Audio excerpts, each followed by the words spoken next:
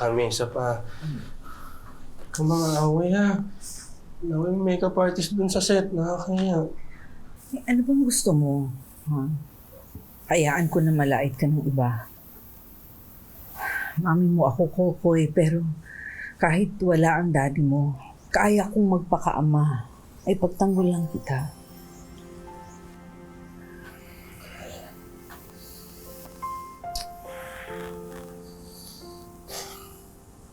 Nga kasi si daddy eh. Dito sana siya eh, di sana. Kabantayan ka niya, alagaan ka niya.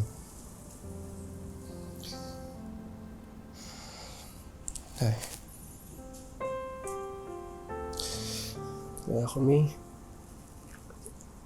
nahanap ko yung babaeng para sa akin. Oh, pag na-inlove ako, hindi ko siya iwan. Bantayan ko siya lalo pag nagkasakit siya.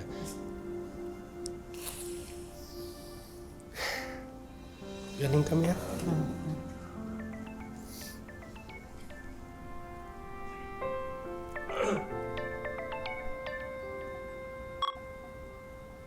Hello po.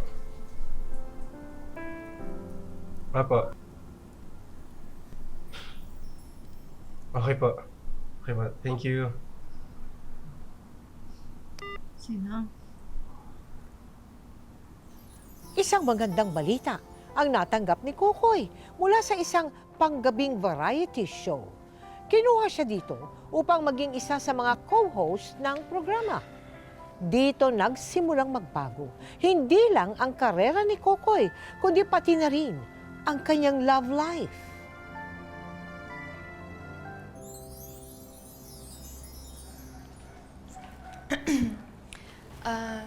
You're Kokoy, right?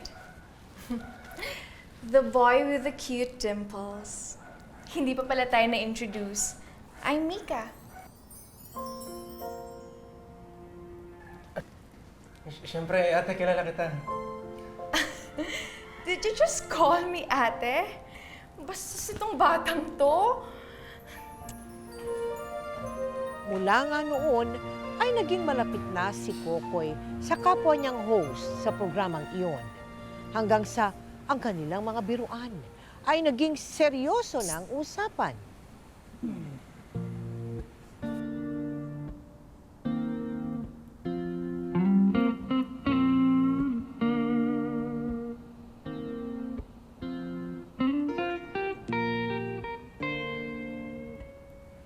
Bata, ang ganda pala ng katawan mo ah. Maraming ginanga ka bata eh.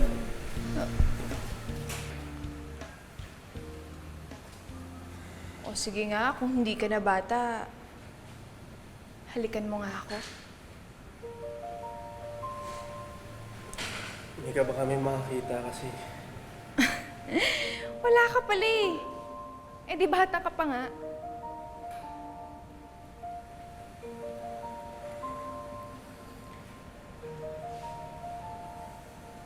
O bata? Mm-mm. Talaga? Mm-mm. Kami makakita kasi sa atin eh.